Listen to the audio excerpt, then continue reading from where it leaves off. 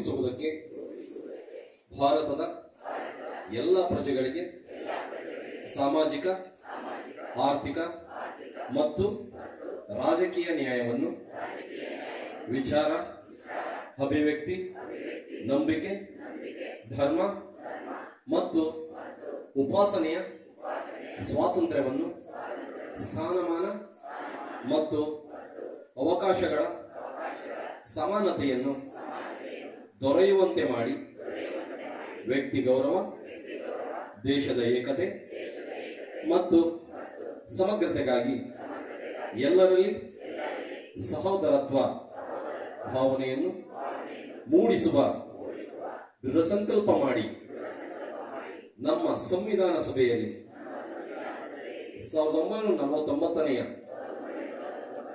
November ತಿಂಗಳ 26ನೇ ದಿನದಂದು ಈ ಸಂವಿಧಾನವನ್ನು ನಮಗೆ ನಾವೇ ಅರ್ಪಿಸಿಕೊಂಡು ಅಂಗೀಕರಿಸಿ ಶಾಸನವಾಗಿ ವಿಧಿಸಿಕೊಂಡಿದ್ದೇವೆ. ಜೈ ಹಿಂದ್.